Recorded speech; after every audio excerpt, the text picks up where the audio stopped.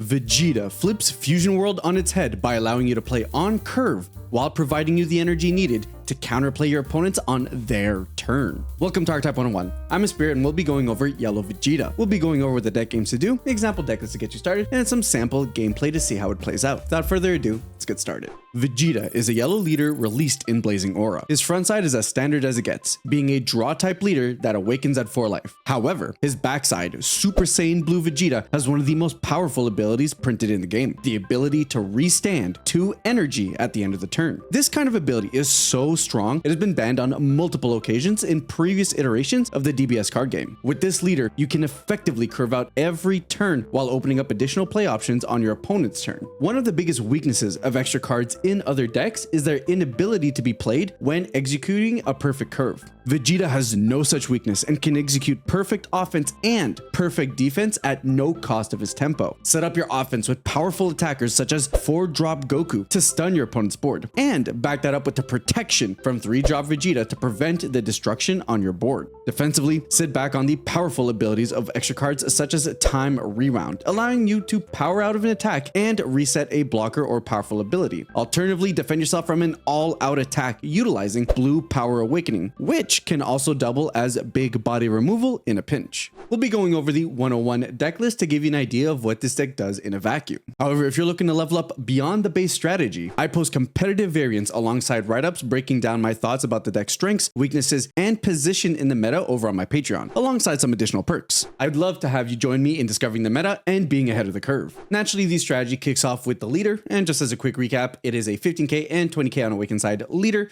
draw type lead, end of turn switch up to 2 of our rest mode energies in active mode. So the comparison obviously draws itself from Frieza. Frieza is able to restand 2 battle cards. We're open to being able to do energy. And for the most part, this opens up extra cards to be available to us. But the fun part is that there are activate battles that we can consider as well. Not too many that I'm including in this 101 deck list, but just to keep in mind that in the future, it's not only extra cards that will add to the depth in which we can play Vegeta, but also activate battles that have energy costs can play in that as well. In terms of the packages that Vegeta includes, it is very much a good stuff deck for the most part. Play good bodies on curve, hopefully things that are able to mitigate what your opponent is doing, and then having the defense to back that up. So naturally, we just play good stuff bodies on curve, and it really maximizes on the amount of board freezing that you can do, which is Yellow's way of removal. Red was incredibly powerful in set 1 because it had the innate ability to just remove things from the board as it was progressing its offense, and it often got to do it for free. You got like 2-drop hit that can give something minus 5k. You have 3-drop Goku, which is as good as it is because it gets rid of a 20k, which is oftentimes your opponent's 2-drop play, to then progress into attack.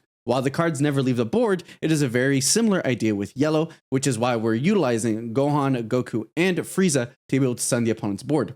Gohan is on play, so we get that one-time usage. Goku is incredibly strong, being a 25k that can do it on play and when attacking, so it can hit 2 targets and then consecutively keep doing it from there. And of course, if we're going to keep leaning on that strategy, there's no reason for us to utilize 5-drop Golden Frieza from the starter deck to do it on attack, as well as being the double strike closeout potential that will need to be able to get games. Naturally, to keep things in rest mode, we'll want to have them become in rest mode. Oftentimes, that'll happen for free while your opponent is attacking you, but there are situations in which you're going to have to force it out of them. And with that, we've got it across the entirety of our curve. 1-drop Frieza here being more important in set 1 than set 2 because 1-drops are much more valuable in this set, whether it be in the mirror match of Bulmas, if you're talking about Yellow, or be it Master Roshi or any other such cards. So I feel much more comfortable including them in the deck, especially since Frieza is a 10k, which means you actually play around a lot of the 5k removal that Red just gets to do for free, which is nice. Alternatively, we've got Frieza, which is a fantastic Self-Awakener, not much to say there, and does the really good job of being able to help you control the board. Then Android 18, which on play and when attacking can arrest mode some stuff, so really good for board control there. And then finally, we have a Cooler, which is a more defensive way to go about it, but can be aggressive as well.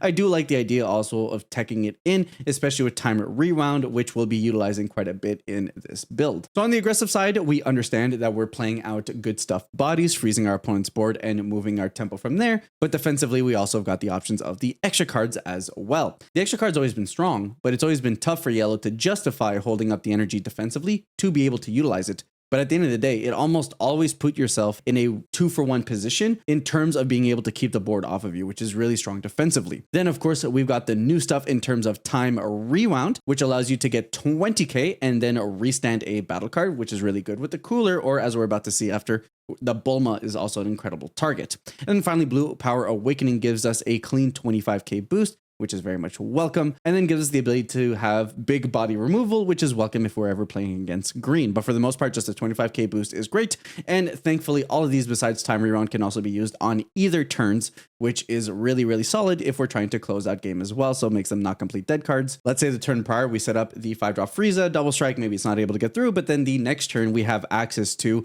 with 5 energy, being able to do something like Blue Power Awakening twice for 50, get an additional 15 on top of that with Death Ball or something of the sort. So a lot of flexibility in terms of being able to use these cards both defensively and offensively. And what's nice with the energy restand from Vegeta is that you now have the option to make the call on whether you want to use them defensively or offensively, as opposed to your curve dictating what you are able to do. While that is the core of the deck, of course, we've got our techier pieces and the more rounding out of the deck pieces. Prominently, we're talking about the combo of Bulma and Vegeta, and they are so incredibly strong standalone, but even together. Bulma, we've got a 1-drop 5k combo, activate battle, switch this card to rest mode, add up to 1 card from your life to your hand, then choose 1. So that whole activate battle stuff, you can always use Bulma as a self-awakener, even if neither of the 2 options are available to you, which adds to her flexibility, but obviously she is better when you do get the option to be able to use one of the 2. The first one being they get to choose up to one of your opponent's battle cards with a cost of 4 or less and switch to rest mode, which is great. Means that if your opponent's not sequencing their plays properly or can't get Bulma off the board, they lose a full attacker. And then alternatively, if you have a rest mode battle card with a cost of 3 or more, see Vegeta, then you also get to draw a card. And then Vegeta is a 20k with a permanent. During your opponent's turn, all your rest mode battle cards can't be KO'd by your opponent's skills.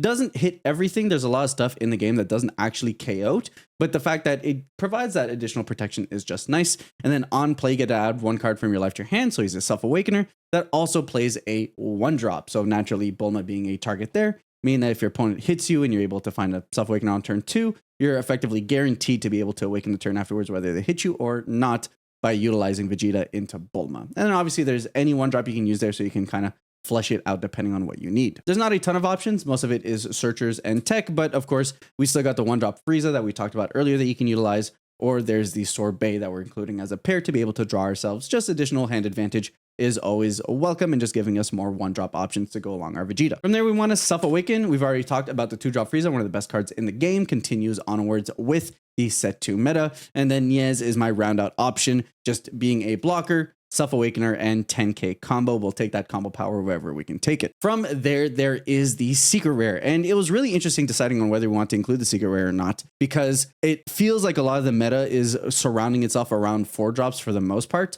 And while Golden Frieza is obviously very strong against green for the most part, specifically around the permanent of preventing 5-drops from coming down in active mode or higher, of course, there were worlds in which that's very valuable against any deck that's trying to utilize double strikers, because even if it's not great against every other deck, there is a world in which if you have nothing better to do, playing Golden Frieza means that your opponent's unable to go into a double striker or at least attack with it the same turn. So you're kind of hedged out against the options that your opponent might have to be able to try to finish you off, especially when you account for the extra 2 energy you can have to get across some weenie attacks instead. So that's really neat, and obviously the KO ability is welcome, but it does feel like, with Top Coup and other strategies that are really trying to pull it back, that there are less opportunities for Golden Frieza to be impactful. I still think it's a worthy inclusion, especially since there's no sideboards and you still want some form of interaction against green if you end up having to go into the long game.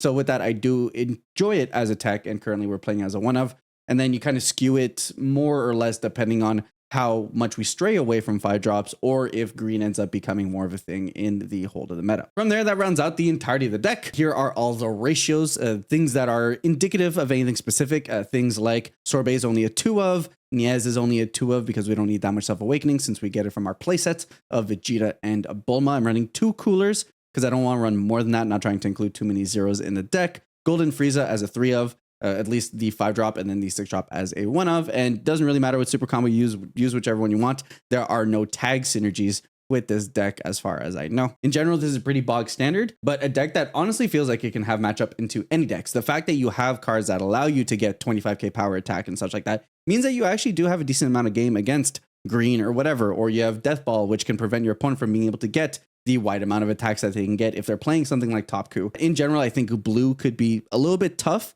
But nevertheless, I think you still have the means to be able to play a game against most decks, which is a ton of fun, especially if you lock them out of plays with a back-to-back-to-back setup of Gohan into Goku into Golden Frieza. I think you can set up your opponent to have a really bad time. With that deck list coverage, let's jump over to the TTS table to get an idea of what playing the deck feels like. In terms of your opening hand, what you're really looking for is just a good curve. For the most part, you're a good stuff deck, and you're not really digging for anything too crazy. I think the general setup of having like a 3-cost Vegeta on turn 3 with something like a Bulma is definitely what you're looking for, but it's not the end of the world if you don't. Just general self-awakeners early that allow you to board control, as well as some kind of top end that you're leaning into is really good. Here we do kind of just have a perfect curve of 1, 2, 3, 4. So we have more flexibility there. Being the first turn player, we're not stressing on Frieza too bad, because anything our opponent plays is always going to be a target for the rest mode from our Frieza. So here we're actually just going to start by charging this, paying the 1, and then going and playing Sorbet. Getting the draw from there, found the Bulma, can't complain too much, and then we'll pass it over to our opponent. Odds are they swing, we're going to go ahead and take the life, and then from there we get to start our next turn, draw for turn. And now we're in a position where I don't really need 2 Vegetas, so we're just going to leave that there as is. Then we'll go and play the 2, play our own Frieza, swing into the opponent's leader, we'll go ahead and take a life. From there, probably something we charge. I'm not entirely sure what matchup we're going for, but odds are we're not going to need that for this game. But now our Vegeta is open to attack into whatever battle card our opponent may have played on turn 1, and then we're going to be able to draw a card from there. Pass it over to our opponent. Odds are they're going to try to swing to our Frieza. Maybe we have to combo to protect it, something of the sort, but I doubt our opponent attacks into us. That's perfectly fine. From there, we restand, draw 1 for turn. And now we have to think. We're going to go ahead and charge the Golden Frieza. And we're at 3 now, which is very much welcome. So obviously we can play the Vegeta into the Bulma. And then that leaves us open a Death Ball plus a Time Rewound if we really feel like we need it, which is really, really sweet. Especially since we can combo Time Rewound with Bulma to be able to draw additional cards, prevent our opponent from being able to play additional turns, anything of the sort. So what I think is going to happen here is we swing with Frieza, rest mode anything our opponent may have played, take the life from there. Then we'll go and play 3. Go ahead and play the Vegeta, take the life, and then our 1 drop of choice will be the Bulma, because why not? From there, we do get to awaken and draw a card, and now we're going to get the untapped 2s, which is really great for, again, setting up our defense, especially since if we're saving the Time Rewound, we can actually cooler next turn and hold up the Death Ball if we're not going to go for the Goku. And this is where turn 4 onwards is really where you have a ton of flexibility with the deck. So the way that we're going to go about it is we're going to attack with Frieza. Doesn't really matter what happens here. We'll go ahead and rest mode the Bulma, choose to draw a card now that we have a 3-cost that's in rest mode. So let's get that extra advantage there. Very much welcome. Swing with our leader, draw a card. And now we're in a very healthy position. We're passing turn to our opponent. We restand 2 energy, and now we're just chilling, right? Because now it's like we could do this if our opponent goes for a really big play. Like I said, I want to save Time Rewound for our cooler. So here, maybe we just end up paying the 1, utilizing Death Ball, preventing something else from attacking on our opponent's board. And then who knows, maybe we combo what have you. Maybe we combo something else just to kind of keep our options open.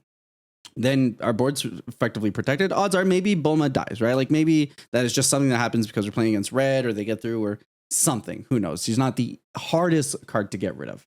Then we'll go ahead, go into our next turn, draw a card, and now the world's our oyster. For whatever reason, we could leave this open once we draw into the double striker. I do think we don't need that many Bulmas at this point, but of course we could double play the Bulmas and draw 2 cards. That would be really cool as well.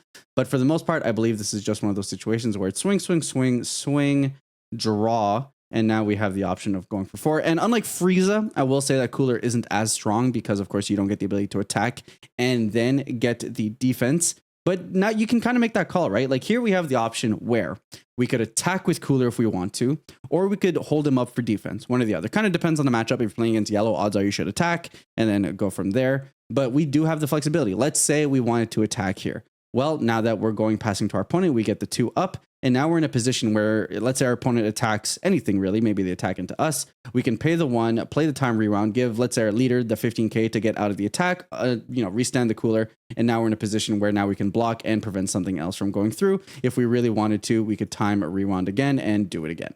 So in general, just really flexible there in terms of the different options and the defense that we have available to us. And it's these kinds of boards that get really, really spooky, especially when you consider that going into our next turn, we now have the option to I don't know, let's say I'm done with this card here. Now, our opponent has everything in rest mode. We don't have to worry about things. We attack, draw a card. Maybe something got removed, but we're not going to stress too much about that one. Swing. Maybe we hold up the cooler. Maybe we don't. And then we've got the ability to go 1, 2, 3, 4, and then go into the Goku here, keep something in rest mode, swing again, and then keep something else in rest mode. So now our opponent's completely blocked up. Then we can block with cooler. And then the cool part is that obviously you untap too, but if you have any floating energy at the end of your turn, that's also available too. So now we're in a position where we restand this. Now we have the ability to both Blue Power Awakening out of a really big attack if we want to, as well as Death Ball out of that attack to be able to make it over to our next turn. So you are in a position to have some really solid boards. Things to note though, is that obviously Vegeta is specifically against KO abilities. So if you're not working around KO abilities, it could be really tough. I think blue is going to be a matchup that you could have a really tough time with, just because oftentimes your board's just not going to be here. Against blue, most of this will either be bounced to hand or be bottom decked, so you need to play a little bit more tempo, and these kinds of builds of Vegeta definitely lend themselves harder to that. But we are in yellow, so naturally you have a lot of options in the good cards like Cooler and things like that to shift over to maybe playing a little bit more low to the ground and maybe playing a Ginyu package or something like that. You do have that flexibility, but for the most part, what's really neat about this deck is very much the fact that you always have the energy open to make those additional plays, and you're just accruing so much value, especially when you consider that, in combination with like Death Ball, we could do something like, I think we comboed her away, but we could have Death Balled on turn 3, the next turn play out an Android 18, or instead of Cooler, we could have played the Goku, and now our opponent's never untapping. So it's almost like the cards are removed. So there's a lot of versatility there in how your turns can play out. And I think the more time you dig into Vegeta, the more and more that's going to pay dividends in terms of recognizing your opponent and how you can best take advantage of them. Of course, your opponent could sequence out of you getting any value if they never play battle cards before, attacking, play, attack. You don't get that value off Death Ball. But the fact that you just get it as an option to be able to have 15k combo whenever you want is huge, because 15k combo is oftentimes essentially as good as a super combo if your opponent's trying to attack you around 10 above your leader. It means that you're always only ever expending 1 card as opposed to 2, which is a really big deal. I think Vegeta is already positioned as a phenomenal deck going into the set 2 meta, and the big thing is that it'll always scale with design. We will always be getting more options in terms of activate battles in the game as the game grows. And like I've said, there have been very few instances where leaders like this in previous iterations of the game have not been banned. And while it is a little bit more restricted because it is only yellow cards, it still lends itself to an incredibly powerful strategy, and the ability to play the game not only on your own turn, but your opponent's turn cannot be understated. Let me know how you guys would build Vegeta over in the comments, and I'll catch you guys on our next one.